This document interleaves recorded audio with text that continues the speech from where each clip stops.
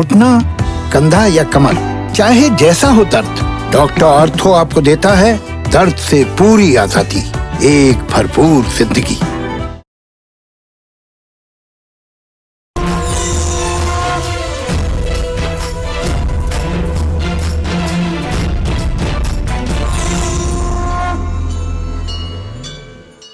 नमस्कार, आप देख रहे हैं आपका पसंदीदा कार्यक्रम कालचक्र। मैं हूं पूजा और मेरे साथ हैं प्रश्न कुंडली विशेषज्ञ पंडित सुरेश पांडे जी। पंडित जी, बहुत बहुत स्वागत है आपका। धन्यवाद। आपकी हार का कारण, आपके दुख का कारण, आपकी गरीबी का कारण कहीं आपका अंगूठा तो नहीं? जरूर देखिए कालचक्र। जी हाँ, आज हम आपको बेहद इंटरेस्टिंग टॉपिक बताने वाले हैं। आपके हाथ का अंगूठा आपको करोड़पति बना सकता है, आपको हर ऐशो आराम दे सकता है, आपको सुख चैन और खुशियां दे सकता है। साथ ही यही अंगूठा आपको बर्बाद भी कर सकता है, आपको दरिद्र भी बना सकता है और आपकी खुशियां भी छीन सकता है। आपके अंगूठे की बनावट कैसे बताएगी आपका व्यक्तित्व और फ्यूचर। साथ ही कैसे हाथ के अंगूठे में एक चमत्कारी छल्ला पहनने से आपकी किस्मत रातों रात पलट सकती है। अंगूठे से जुड़ा हर राज बताएंगे आपको प्रश्न कुंडली विशेषज्ञ पंडित सुरेश पांडे जी आज कालचक्र में। तो बने रहिए आज कालचक्र के साथ। तो आइए अब चर्चा की शुरुआत करते हैं। हाथ का अंगूठा हमारी किस्मत से, हमारे आज और कल से कैसे सीधे सीधे जुड़ा हुआ है। सबसे पहले अंगूठे के महत्व के बारे में जान लेते हैं पंडित जी से। पंडित जी, क्या होता है अंगूठे का महत्व? देखिए, सामुद्रिक शास्त्र में मनुष्य के समस्त अंग प्रत्यंग के बारे में कुछ न कुछ विवेचना की गई है। स्वामी कार्तिकेय ने मनुष्य के शरीर के लक्षणों को देख करके जो ग्रंथ तैयार किया था, और बाद में उस ग्रंथ से इतना ज्यादा कोलाहल मच गया कि लोग एक दूसरे के बारे में इतना जानने लगे कि उसे उन्हें कुपित होकर के समुद्र में फेंकना पड़ा। बाद में लोगों की प्रार्थना पर समुद्र ने कुछ पेपर वापस जरूर किए। वही आज सामुद्रिक शास्त्र के नाम से जाना जाता है, क्योंकि समुद्र से बाद में वो प्राप्त हुआ। उसमें आंख की रचना, मुंह की रचना, नाक की रचना, होठ की रचना, तिल, मस्से, उंगलियों की रचना, उंगलियों के पुरुओं की रचना, हाथ में रेखाएं, ये सारे जितने लक्षण हैं, गर्दन किस तरह का हो, हाथ किस तरह के हों, पैर किस तरह के हों, पैर की उंगलियां किस तरह की हों, इन सारी चीजों पर कुछ न कुछ बताया गया है। और ऐसा बताया गया है, इतना सटीक बताया गया है कि जिसको जब आप जानेंगे तो आप भी आश्चर्यचकित हो जाएंगे कि ऐसा कैसे होता है, इतना चमत्कार कैसे पहले से हमारे शास्त्रों में भरा पड़ा हुआ है। उसमें से आज एक चीज, अंगूठा, हाथ का अंगूठा, उस पर हम बात करेंगे। हस्तरेखा के अध्ययन में अंगूठे की भूमिका सबसे अहम होती है। अंगूठा इच्छा शक्ति, विवेक और प्रेम, संवेदना का सूचक होता है। देखिए, अंगूठे को आप देख रहे हैं ना, इसमें देखिए आपको 3 पोरुआ दिखाई दे रहा है। एक तो पोरुआ सबसे नीचे है, इसको कहते हैं काम शक्ति। इस अंगूठे के निचला पोरुआ जितना भारी होगा उतना अधिक आदमी भोग विलास वाला होगा, और ये जितना संकीर्ण और छोटा होगा उतना ही आदमी भोग विलास से दूर रहने वाला होगा। दूसरी, ये जो दूसरा पोरुआ जो है, इसको कहते हैं इच्छा शक्ति। मतलब किसी आदमी की इच्छा शक्ति क्या है, विल पावर क्या है, क्या चाहता है वो, ये इससे प्रकट होता है इच्छा शक्ति। और तीसरा पोरुआ जो सबसे ऊपर है, इसका नाम है तर्क शक्ति। मतलब इच्छा तो आपकी हो गई कि मुझे हवाई जहाज पर चढ़ना है, लेकिन अगर तर्क शक्ति आपकी मजबूत नहीं है तो ये तर्क शक्ति आपको बताएगी कि आप हवाई जहाज पर चढ़ने के लायक हैं कि नहीं, आप चढ़ेंगे कि नहीं। अगर तर्क शक्ति छोटी हो गई, ये ऊपरी हिस्सा बहुत छोटा हो गया, मोटा हो गया, बहुत चिपटा हो गया, तो वैध और अवैध रास्ते से आदमी अपने कार्य को पूरा करता है। ऐसे लोग अपराधी होते हैं, ऐसे लोग हत्यारे होते हैं, ऐसे लोग मूर्ख होते हैं, ऐसे लोग अत्यंत दुष्ट होते हैं, जिनके अंगूठे का ऊपरी हिस्सा छोटा होता है। और अंगूठे का अगर ऊपरी हिस्सा लंबा, नुकीला और पतला हो और ऐसे पकड़ने पर पीछे की तरफ पूरा मुड़ जाए, यू का आकार बन जाए, तो ऐसा आदमी बहुत ज्यादा इमोशनल, बहुत ज्यादा दयालु, बहुत ज्यादा संवेदनशील होता है। लेकिन अगर ये अंगूठा जरा सा भी पीछे की तरफ न मुड़े, पीछे से पकड़ करके पीछे की तरफ इसको खींचिए, अगर नहीं पीछे जा रहा है, तो ऐसा आदमी मस्तिष्क प्रधान, बिल्कुल भावनाओं के वशीभूत न होने वाला, एकदम मस्तिष्क प्रधान होता है। और ऐसे व्यक्ति अपने जीवन में सफल रहते हैं, लेकिन लोकप्रिय नहीं हो पाते हैं, क्योंकि इनकी भावना और संवेदना इनके अंदर कम होती है। तो आज हम अंगूठे पर ही बात करेंगे। और देखिए, मैं चाहता हूं कि एक ही दिन में तो पूरा भारत का ज्ञान नहीं बताया जा सकता ना, तो क्रमशः अब शरीर के बारे में, एक एक अंगों के बारे में बात करते हुए सारी चीजों को आपको जानकारी देना चाहूंगा। तो उसमें आज अंगूठे के बारे में बात कर रहे हैं। और पहले मैंने आपको अंगूठे के बारे में बताया कि इस अंगूठे के 3 पार्ट हैं जो आपको देखने में लग रहे होंगे। सबसे नीचे का भाग काम शक्ति है, बीच का भाग इच्छा शक्ति है, सबसे ऊपर का भाग तर्क शक्ति है। अगर ये आप अब समझ गए हों तो आगे बढ़ते हैं। अंगूठे को व्यक्ति के व्यक्तित्व का दर्पण भी कहा जाता है। ये अंगूठा आप किसी का देख करके उसके व्यक्तित्व, उसके चरित्र और उसके आत्मबल के बारे में भी जान सकते हैं। हस्त परीक्षण में अंगूठे को सबसे बड़ा बेस, सबसे बड़ा आधार माना जाता है। और अंगूठा इतना इंपॉर्टेंस है मानव जीवन के लिए कि द्रोणाचार्य द्वारा गुरु दक्षिणा के रूप में एकलव्य से अंगूठा ही मांगा गया था, क्योंकि चारों उंगलियां मिल करके धनुष नहीं चला सकती जब तक अंगूठा न हो।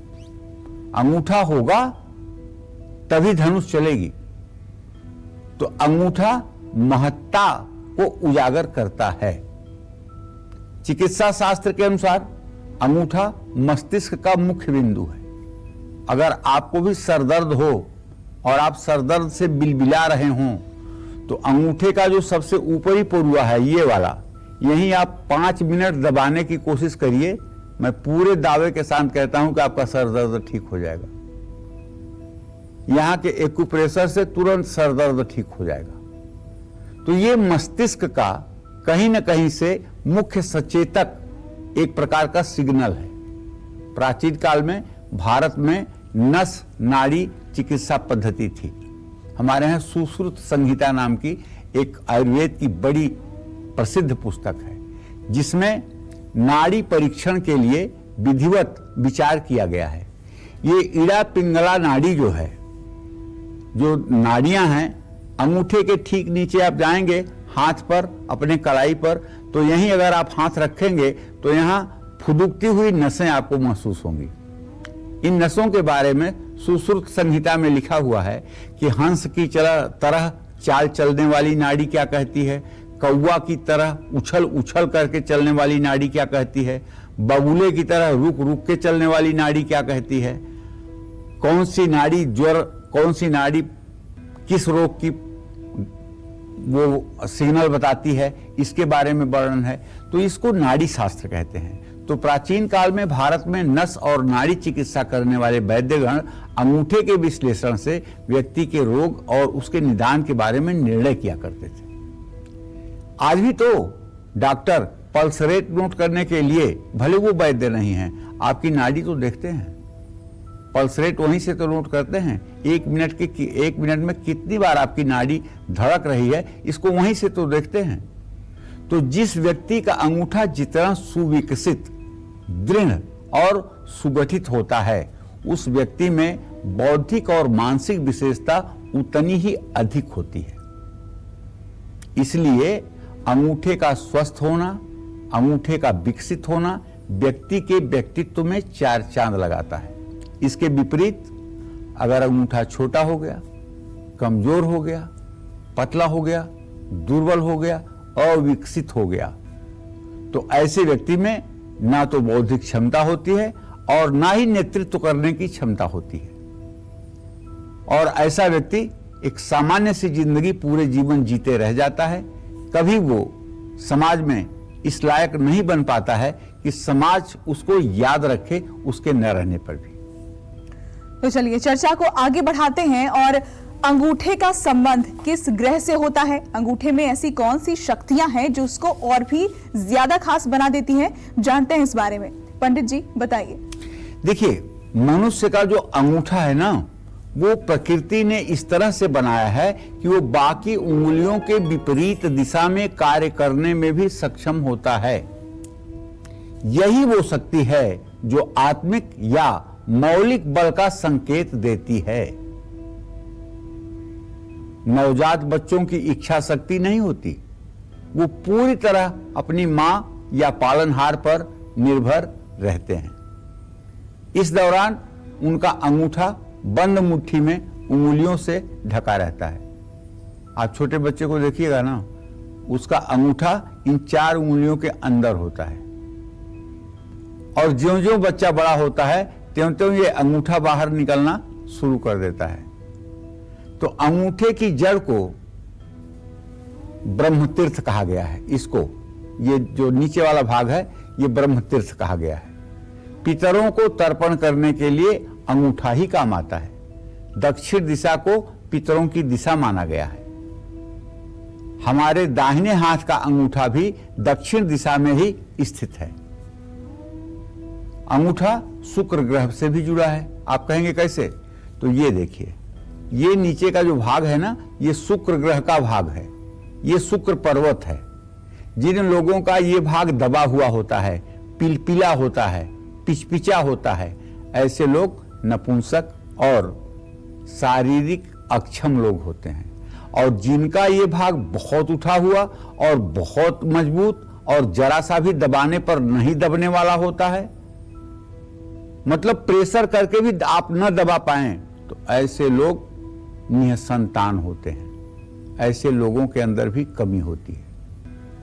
लेकिन जिन लोगों का ये भाग न तो जरूरत से ज्यादा कठोर हो, न जरूरत से ज्यादा मुलायम हो, और न बहुत ज्यादा उठा हुआ हो, न दबा हुआ हो, तो ऐसे लोगों की जन्म कुंडली में शुक्र ग्रह मजबूत होता है। लेकिन अगर पिचपिचा होगा, पिलपिला होगा और इसमें ढेर सारी रेखाएं होंगी, जाल जैसी रेखाएं होंगी, तो ऐसे आदमी को जेल यात्रा भी करनी पड़ती है। और ये शुक्र ग्रह के अशुभ स्थिति का संकेत भी है। अगर आपके कुंडली में, जन्म कुंडली में शुक्र सूर्य के साथ होकर के अस्त है, तो ये पर्वत आपका दबा हुआ होगा, यहाँ की रेखाएं कटी हुई होगी, यहाँ छोटा सा आपको जाल बनता हुआ दिखाई देगा, जो जीवन में संघर्ष की स्थिति को संकेत करता है। ऐसे लोगों को अंगूठे में हमेशा कोई ना कोई तकलीफ जरूर रहती है। कुंडली में शुक्र ज्यादा खराब हो तो अंगूठा खराब भी हो सकता है। अगर कुंडली में शुक्र ग्रह खराब होगा तो अंगूठे की बनावट में, अंगूठे की रचना में, अंगूठे की मजबूती में खराबी जरूर होगी, जरूर होगी, जरूर होगी। अब चलिए, अंगूठे से आपके शरीर का एक परीक्षण करने का भी एक छोटा सा रास्ता बताते हैं। ये अंगूठे के ठीक नीचे आइए, यहां कलाई के पास, मणिबंध के पास, और यहां से अंगूठे के एकदम ऊपर तक अपने बाएं हाथ से धीरे धीरे दबाव बनाना शुरू करिए। जिस पॉइंट पर ज्यादा दर्द हो और आप उस छोटे से दबाव के कारण तकलीफ महसूस करें, आप समझ लीजिएगा कि आपके बैकबोन में, आपके रीढ़ की हड्डी में जो 33 गोलियां हैं, जिन्हें 33 कोटि देवता के नाम से भी आप जानते हैं, जो 33 गोलियां हैं टेलबोन से लेकर के गर्दन तक, 33 गोलियों का ये रीढ़ की हड्डी समूह है। उसमें जिस पॉइंट पे आप दबाएंगे और दर्द होगा, उसी पॉइंट पर आपके बैकबोन में तकलीफ होगी। ये बात बहुत पक्की है। और यदि आपको बैकबोन से संबंधित कोई समस्या है, या गर्दन आपका अकड़ गया है, या गर्दन से कोई समस्या है, तो आप इस पे हल्का सा एक्यूप्रेशर करके अपने स्वास्थ्य को ठीक भी कर सकते हैं। बाएं हाथ से दाहिने हाथ के ऊपर और दाहिने हाथ से बाएं हाथ के ऊपर, ऐसा आप करके अपने को बिना किसी चिकित्सक के सलाह के अपने आप को आप ठीक कर सकते हैं। तो अंगूठे में किस धातु का छल्ला पहनने से आपको लाभ मिलेगा, बताएंगे आपसे थोड़ी देर में। लेकिन उससे पहले हमारे साथ कालचक्र दर्शक वैष्णवी जुड़ गई हैं पुणे से। बहुत स्वागत है आपका, अपना सवाल पूछिए। मैम मैं हेलो। हाँ वैष्णवी। हेलो। हाँ बोलो, मैं सुनो। हेलो। हाँ बोलो। मुझे ये बात करनी है, मेरे हस्बैंड के बारे में बात करनी है जी। उनका जन्म तारीख है 29 अप्रैल 1987। जी। उनका बिजनेस है, ट्रैवल बिजनेस है। पर क्या जानना चाहती हो? वो गया है, क्या कर सकते, कर्जा कम करने के लिए क्या कर सकते हैं? क्या पूछ रही हो, कुछ समझ में नहीं आ रहा है। कर्ज कम करने के लिए क्या कर सकते हैं, कर्ज बहुत हो गया। देखिए वैष्णवी, आपके पति भाव का स्वामी मंगल है और उससे धन भाव का स्वामी बृहस्पति है जो धन भाव में बैठा हुआ है। व्यय भाव का स्वामी शुक्र है जो इस समय भाग्य स्थान में बैठा हुआ है। आपके पति का कर्ज समाप्त हो जाए, इसके लिए आपको उनका सहयोग करना पड़ेगा। और वो सहयोग ये करना पड़ेगा कि आप उनसे हाथ जोड़कर निवेदन करें कि आप भूल करके भी जब तक कर्ज है तब तक क्रेडिट कार्ड का प्रयोग न करें। नंबर 2 बात, एक श्री यंत्र रख करके स्फटिक का, उस पर आप जल, दूध, गन्ने के रस से रोज अभिषेक करें और श्री सूक्तम का पाठ करें। वैभव लक्ष्मी के 16 शुक्रवार का व्रत करें। इतना करने के बाद भी अगर कर्ज नहीं उतरता है तो आप अपने पति देव से कहें, पूना से 238 किलोमीटर की दूरी पे कोल्हापुर नाम की जगह है महाराष्ट्र में, जहां महालक्ष्मी साक्षात रहती हैं, जहां एक बार दर्शन करने के बाद कोई 7 जन्मों तक दरिद्र नहीं हो सकता है। वहां जाकर के माता के दर्शन पूजन करें और वहां अपनी मनोकामना कहें। जितनी श्रद्धा के साथ आप वहां पहुंच सकते हैं उतना जल्दी जीवन का कर्ज समाप्त हो सकता है। और ऋण मोचन मंगल स्त्रोत का 7 बार सुबह 7 बार शाम अपने पति से करने के लिए कहें और मंगलवार के दिन किसी से 1 रुपए भी कर्ज न लें। निश्चित रूप से कर्ज जल्दी उतर जाएगा। और चलिए अब चर्चा को आगे बढ़ाते हैं।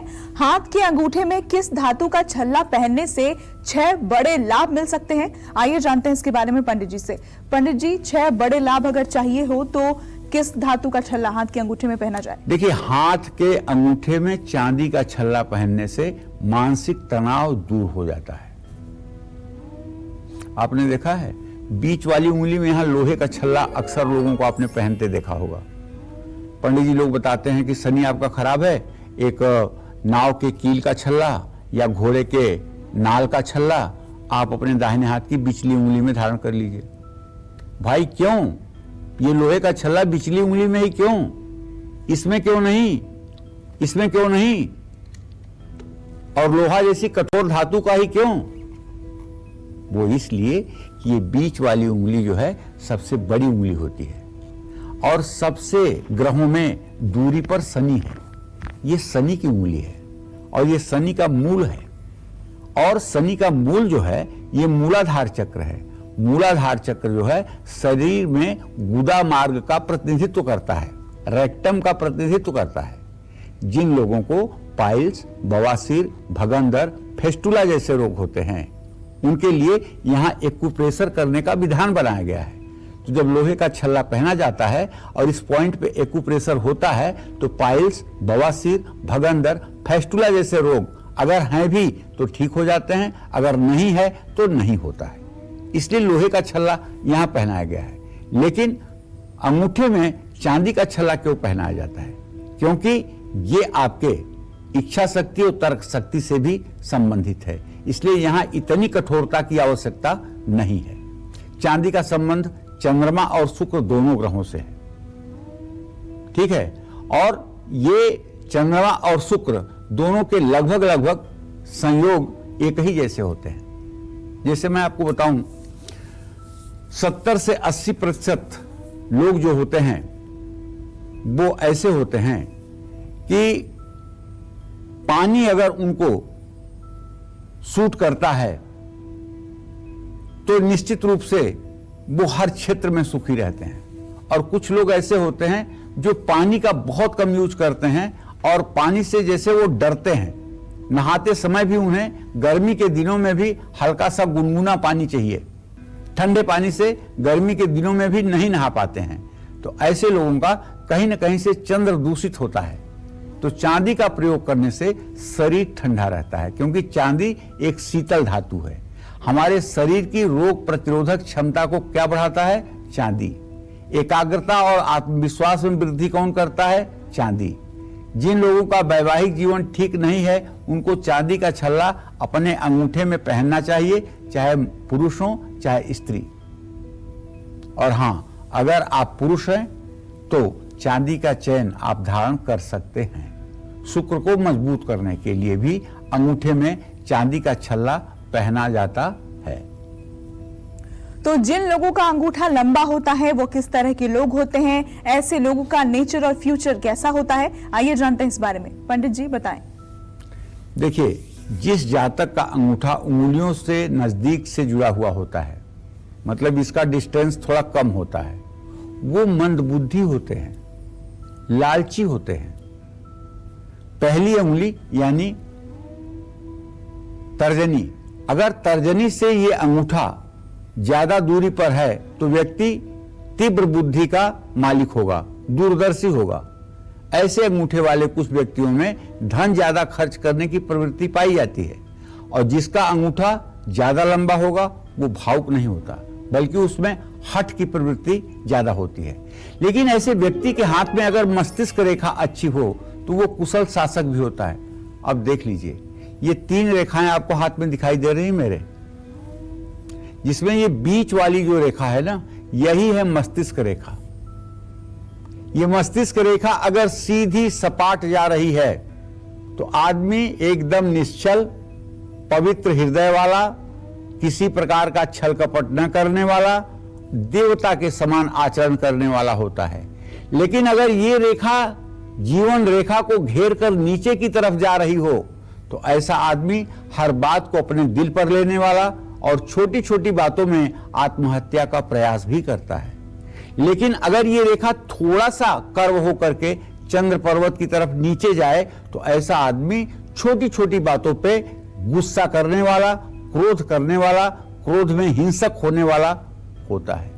और अगर ये रेखा बीच में कटी हो तो ऐसे व्यक्ति को मस्तिष्क में चोट लगती है, उसका ऑपरेशन होता है।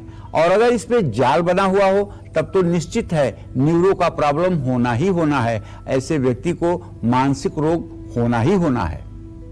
तो कहने का मतलब यह है कि मस्तिष्क रेखा का भी रिलेशन यहां मैंने आपको अंगूठे से बताया है। लंबे अंगूठे वाले लोगों के विचार और कर्म में समानता पाई जाती है। ऐसे लोग अपनी मर्जी के मालिक होते हैं और किसी से जल्दी प्रभावित नहीं होते हैं। लंबे अंगूठे वाले लोग अच्छे आलोचक होते हैं, वो मनोबल और बुद्धि को बहुत ज्यादा महत्व देते हैं। देखिए, ये लंबे का मतलब है कि पूरा अंगूठा लंबा हो, ये नहीं कि सबसे ऊपर वाला पोरुआ लंबा हो। अगर सबसे ऊपर वाला पोरुआ लंबा होगा ना तो आप जितने मन में अपनी योजनाएं बनाएंगे सबको ये 1 मिनट में ध्वस्त कर देगा। क्या अरे आप तो ये नहीं कर सकते, आपकी तो ये योग्यता नहीं है, आपके लिए ये समस्या है। तो इसलिए लंबे अंगूठे वाले लोग अपनी भावनाओं पर आसानी से नियंत्रण।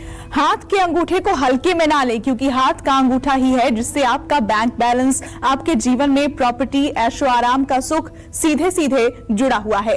कैसे हाथ के अंगूठे में एक चमत्कारी छल्ला पहनने से हमारी किस्मत रातों रात पलट सकती है, रातों रात आप धनवान भाग्यवान हो सकते हैं, यही बता रहे हैं आज हमें पंडित सुरेश पांडे जी। अपनी चर्चा को आगे बढ़ाते हुए बात करते हैं पैर के अंगूठे की। पैर का अंगूठा कैसे हमारे लिए तरक्की और उन्नति का रास्ता बना सकता है, आइए जान लेते हैं इसके बारे में। पंडित जी, पैर के अंगूठे का क्या महत्व होता है? पैर के अंगूठे के द्वारा भी शक्ति का संचार होता है। मनुष्य के पांव के अंगूठे में विद्युत संप्रेषणीय शक्ति होती है। श्री गुरु पदनख मणिगन ज्योति सुमिरत दिव्य दृष्टि ही होती। तुलसीदास जी ने लिखा है कि गुरु जी के अंगूठे का जो नाखून है वो मणिगन ज्योति, मणि की तरह, मतलब कि ज्योतिर्मान है, प्रकाशमान है, जिसका स्मरण करने मात्र से सुमिरत दिव्य दृष्टि है होती, शरीर के अंदर दिव्य दृष्टि प्राप्त हो जाती है। यही कारण है कि वृद्धजनों के चरण स्पर्श करने से या तपस्वी, साधक, ऋषि मुनि, संत, ऐसे लोगों का चरण स्पर्श करने से जो आशीर्वाद मिलता है, उससे अविद्या रूपी अंधकार नष्ट हो जाता है। पहले हमारे यहाँ समाज में राजा महाराजा जब किसी ऋषि मुनि के यहाँ जाते थे तो साष्टांग दंडवत करते थे। साष्टांग दंडवत का मतलब कि पूरा लाठी की तरह सीधे लेट जाते थे और दोनों हाथों को सोए हुए बाहर बढ़ाते थे और दाहिने हाथ की ये तर्जनी उंगली जाकर के उनके अंगूठे पर पड़ती थी और दूसरी उंगलियां दूसरी उंगलियों पर पड़ती थी। और आप जानते हैं तर्जनी उंगली किसी भी प्रकार के निगेटिविटी से आपको बचाती है, लेकिन पॉजिटिविटी को ग्रहण भी करती है। ऐसे में जब किसी दिव्य तेजस्वी व्यक्ति का अंगूठे का संपर्क आपके तर्जनी से होगा तो उसके शक्ति का शक्तिपात आपके अंदर हो जाएगा। आपके शरीर की निगेटिविटी जैसे आग में सोना जाने के बाद सारी मैल छोड़ देता है, उसी तरह से किसी साधक के अंगूठे का स्पर्श होते ही व्यक्ति की सारी मलिनता, सारा दुर्गुण जल करके खाक हो जाता है। दिल्ली में तो हम नहीं देखते हैं, लेकिन मिर्जापुर में जब हम रहते थे, विंध्याचल में, तो मिर्जापुर के जितने लोग आते थे, अगर हम चौकड़ी मार के बैठे हुए हैं तखत पे, तो पहले अंगूठा ही ढूंढते थे और जब तक उनको अंगूठा न मिल जाए तब तक उन्हें शांति नहीं मिली। अंत में मजबूर होकर पैर निकालना पड़ता था कि भाई ठीक है, संतोष कर लो। अंगूठा जरूर छूते थे, प्रणाम में बिना अंगूठा छुए प्रणाम नहीं करते थे। आज भी जो लोग सचमुच में आध्यात्मिक जीवन के व्यक्ति हैं, जिन्हें पता है कि कहाँ से कैसे क्या होता है, वो आज भी अपने गुरुजनों के, अपने माता पिता के और अपने आराध्य इष्ट देव के अंगूठे का ही स्पर्श करना चाहते हैं। अच्छा, अंगूठे के बारे में आपको बताऊं, पुरुष हो या स्त्री, अगर अंगूठा बेलनाकार है, बेलनाकार का मतलब गोलाकार अगर है, तब तो ऐसा व्यक्ति बहुत भाग्यशाली है। लेकिन अगर अंगूठा कछुए के आकार का, कछुआ का चेहरा आपने देखा है ना, पीछे पतला होता है, आगे मोटा होता है, अगर इस तरह का अंगूठा है और अंगूठा बाईं तरफ और दाहिनी तरफ मुड़ा हुआ है पैर के बाहर, ऐसी महिलाएं आजीवन दुखी रहती हैं। ऐसे पुरुष आजीवन मजदूरी करते मर जाते हैं, लेकिन कभी सुख की जिंदगी नहीं जी पाते हैं। अंगूठा की रचना जितनी सुंदर होगी, जितना देखने में वो सुंदर होगा और लालिमा युक्त होगा, उतना ही ज्यादा वह व्यक्ति भाग्यशाली, प्रभावशाली होगा। इसमें कोई संशय नहीं है। तो अगर आपको गले की तकलीफ है, अगर आपकी कुंडली में बुध या चंद्रमा शुभ होकर भी अच्छे फल नहीं दे रहे हैं, तो ऐसे में आपको किस धातु का छल्ला अंगूठे में पहनना चाहिए? आइए जान लेते हैं इस बारे में। पंडित जी बताएं। देखिए, अब हम आ गए बुद्धि के कारक बुध ग्रह के रूप में और चंद्रमा। अब हम बुध को क्यों ले रहे हैं? यहाँ क्या रिलेशन अंगूठे का बुध से है? High relation. ये हमारा वॉइस बॉक्स कहलाता है। वॉइस बॉक्स मतलब यहाँ से हमारे खाने की नली और आवाज की नली दोनों अलग अलग होती हैं, ठीक है ना। तो ये बुध जो है गर्दन के ही अंतर्गत आ रहा है और टेल बोन से लेकर के ऊपर तक की हड्डी जो है वो यही अंगूठे से संबंधित है, मैंने आपको पहले बताया। तो ये कहीं ना कहीं से आपका जो चक्र है ये बुध से प्रभावित होने के नाते अंगूठे से भी संबंधित है। और चंद्रमा अगर आपकी कुंडली में मुख्य ग्रह होने के बाद भी, माने लग्नेश होने के बाद भी शुभ फल नहीं दे रहा है, अशुभ फल दे रहा है, तो शुद्ध चांदी का छल्ला अपने अंगूठे में आप पहन लीजिए। और अपनी बात अगर आप दूसरों को बता नहीं पाते हैं या किसी को आप कन्विंस नहीं कर पाते हैं या आप घबरा जाते हैं, अपनी बात को ठीक से कह नहीं पाते हैं, तो भी अपने अंगूठे में चांदी का छल्ला जरूर पहनिए। जो लोग मूत्र रोग से पीड़ित हैं, जिन्हें प्रोस्टेट की प्रॉब्लम है, आधे आधे घंटे बैठा रहना पड़ता है बाथरूम में, या प्रोस्टेट का ऑपरेशन कराने की बात आ गई है, या महिलाओं के लिए भी अगर ये चीजें हैं कि उनको मतलब कि इस रोग से परेशानी है, तो आपको अपने बाएं पैर के अंगूठे में चांदी का छल्ला धारण करना चाहिए, चाहे आप पुरुष हैं चाहे स्त्री। जिन महिलाओं के गले में हमेशा तकलीफ रहती है, जो महिलाएं थायराइड की पेशेंट हैं, जो महिलाएं अस्थमा की पेशेंट हैं, उनको भी अपने हाथ के अंगूठे में चांदी का छल्ला जरूर पहनना चाहिए। कुंडली में बुध चंद्रमा अगर अशुभ फल दे रहा है तो भी हाथ के अंगूठे में शुद्ध चांदी का छल्ला पहने और रात में सूर्यास्त के बाद कभी भूल करके भी पनीर, आइसक्रीम, मूली ये भूल करके भी ना खाएं। ये स्वास्थ्य के लिए आपके हानिकारक होगा। वैसे तो हर उंगली की बनावट अपने आप में कुछ कहती है, लेकिन चूंकि सब्जेक्ट आज आपका अंगूठे का है, इसलिए मैं अपने को अंगूठे पर ही केंद्रित करना चाहूंगा। हर उंगली आपके भविष्य के बारे में बहुत कुछ कहती है, और ये अंगूठा वो चीज है। आज आधार कार्ड चाहिए तब भी अंगूठा, आज रजिस्टर्ड कोई डॉक्यूमेंट्स करवाना है तब भी अंगूठे का निशान, मतलब हर जगह अंगूठा। इसकी इंपॉर्टेंस इससे ही आप समझ सकते हैं। तो अंगूठे की कैसी बनावट आपके कल, आज और आने वाले कल के बारे में सब कुछ बयां कर सकती है, आइए इस बारे में जान लेते हैं। पंडित जी बताइए। चलिए, अगर अंगूठा मोटा हो तो व्यक्ति हठी, कामुक और असभ्य होता है। अंगूठा चपटा होना व्यक्ति के संवेदनशील और दुष्ट स्वभाव का द्योतक है। अंगूठे का छोटा होना मानसिक अस्थिरता और बुद्धि की कमी का सूचक होता है। अंगूठे का लंबा और चौड़ा हो तो व्यक्ति में शासन करने की प्रवृत्ति होती है। ऐसा व्यक्ति स्वतंत्र विचार वाला होता है और किसी के अधीन नहीं रहता है। अंगूठा चौड़ा और छोटा हो तो व्यक्ति हिंसक, हत्यारा प्रवृत्ति का होता है। अंगूठे का अगला भाग नुकीला होना संवेदनशीलता का सूचक है। ऐसा व्यक्ति कला और सौंदर्य प्रेमी होता है, लेकिन उसकी इच्छा शक्ति दुर्बल होती है। वो दूसरों से बहुत जल्दी प्रभावित हो जाता है। नुकीले अंगूठे का पहला परोड़ लंबा हो ऊपर से तो व्यक्ति अत्यधिक इमोशनल भावुक होता है। जैसे ये अंगूठा मुड़ के यू बन जाए अगर, तब जान लीजिए कि आदमी बहुत ही ज्यादा दयालु होगा। ये आदमी चींटी का भी दुख नहीं देख सकता है, मनुष्य के दुख देखने की तो बात ही जाने दीजिए। अंगूठे का लचीला होना शुभ नहीं माना जाता, इसलिए कैसा व्यक्ति इतना भावुक होता है कि भावुकता में ये अपने जीवन को बेहतर नहीं बना पाता है। लेकिन अगर अंगूठा बिल्कुल पीछे की तरफ न मुड़ता हो तो ऐसा आदमी मस्तिष्क प्रधान होता है। संवेदना नहीं होती ऐसे आदमी के अंदर, लेकिन ये सफल जरूर रहता है अपने जीवन में। ऐसे लोग किसी भी प्रकार के संकोच में आकर के कोई ऐसा काम नहीं करते हैं जिससे उनका नुकसान हो।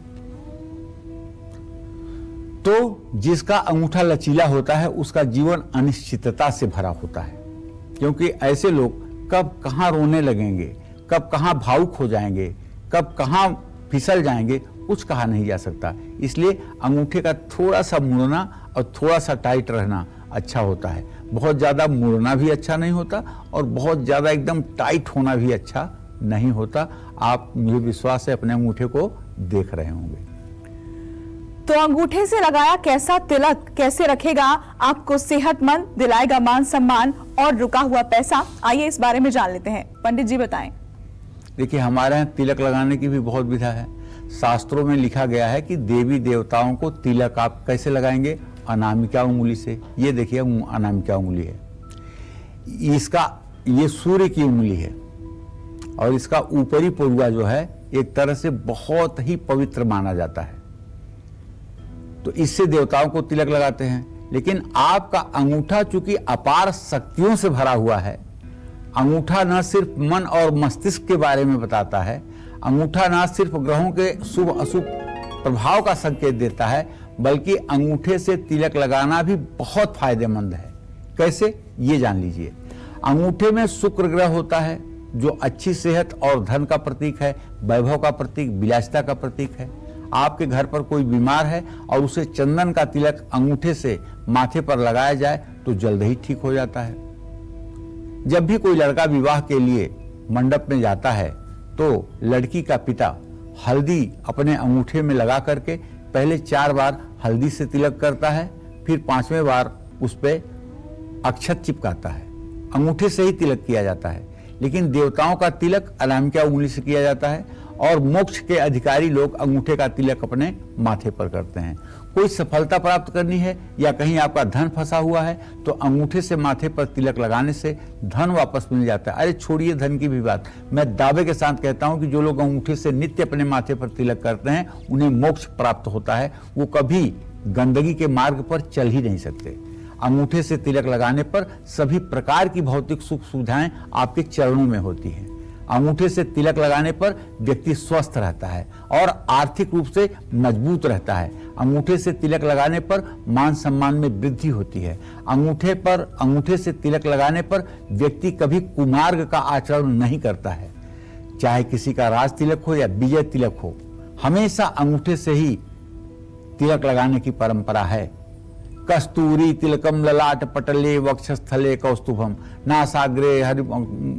नासाग्रे कहने का मतलब यह है कि जो भी अंगूठे से तिलक लगाया जाता है वो एक प्रकार से मोक्ष को और सुंदर गति को देने वाला होता है।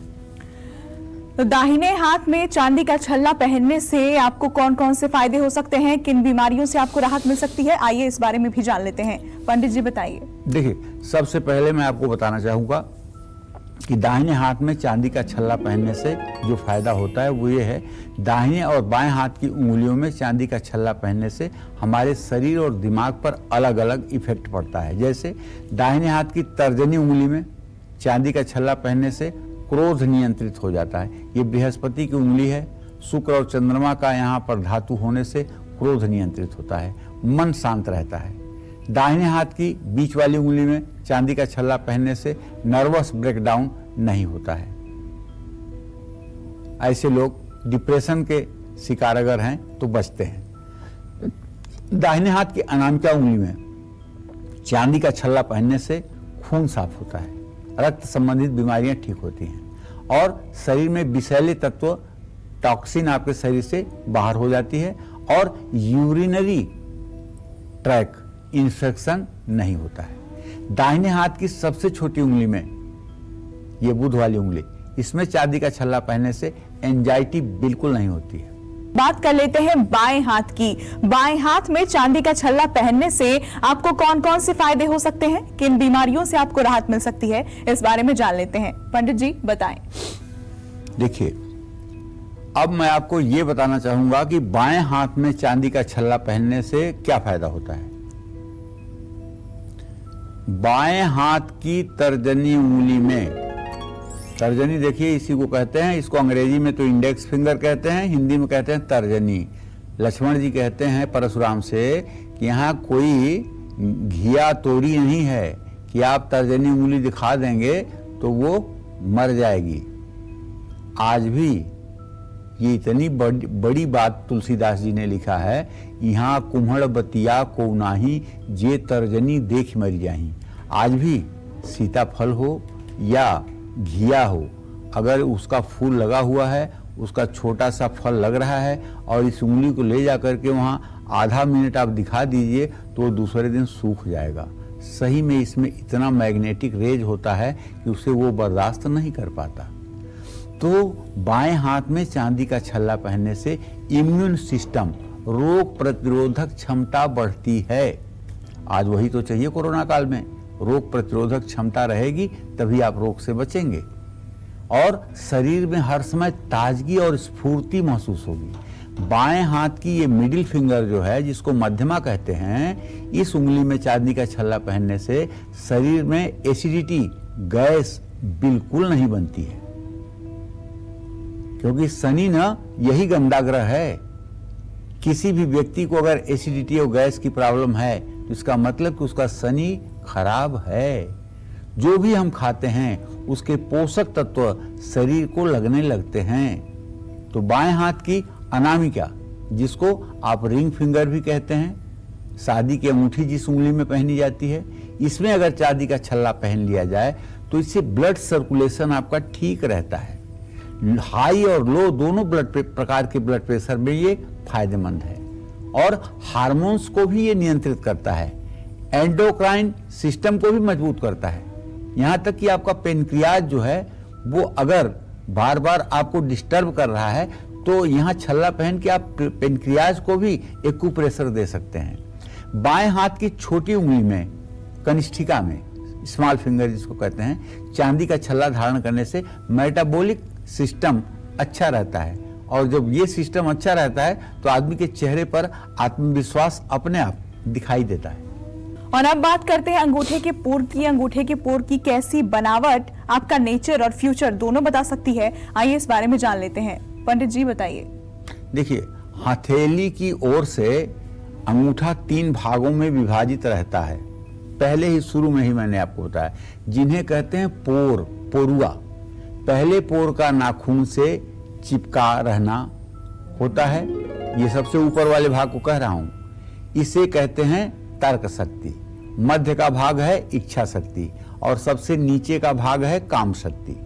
तो ये दूसरा पोरुआ इच्छा शक्ति को दर्शाता है, पहला तर्क शक्ति को दर्शाता है, और तीसरा पोर प्रेम शक्ति या आपके शारीरिक पुरुषार्थ को प्रदर्शित करता है।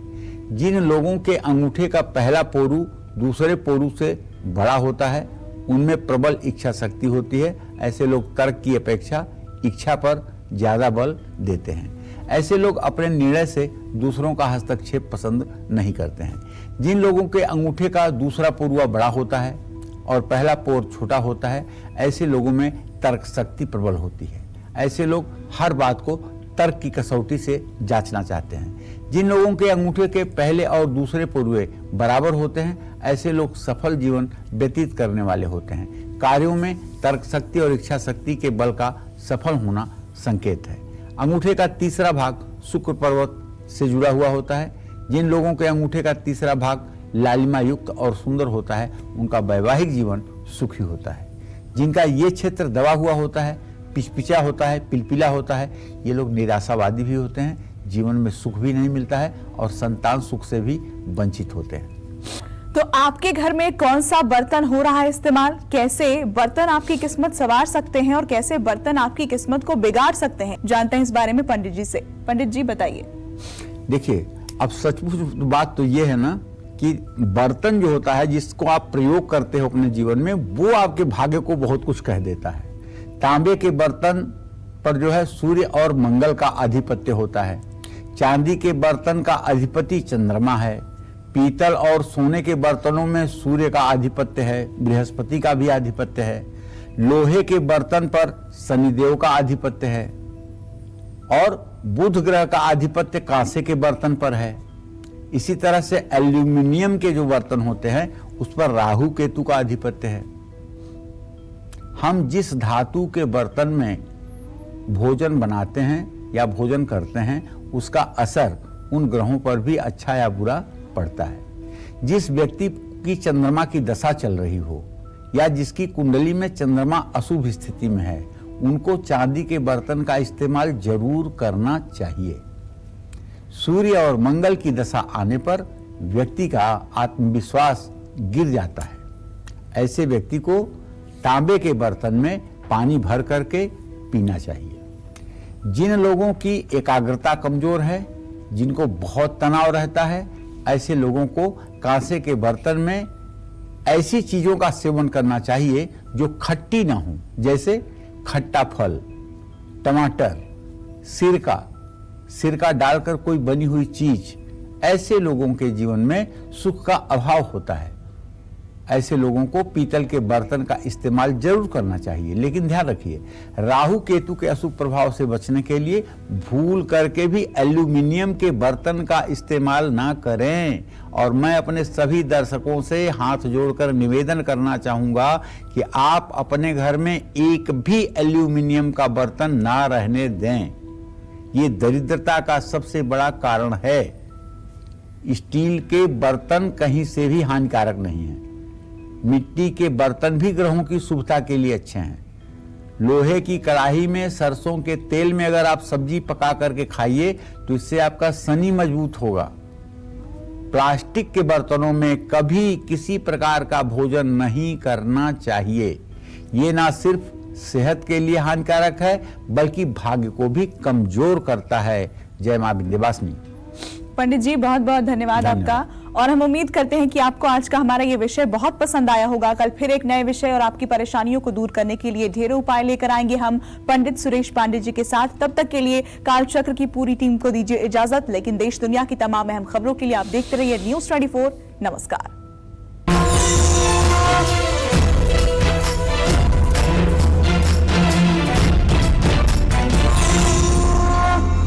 खास जड़ी बूटियों से बना पेट सफा आयुर्वेदिक चूर्ण आज ही ले आएं। पेट सफा पहली रात से ही असर दिखाता है और इसकी आदत भी नहीं पड़ती। पेट सफा, हर रोग दफा।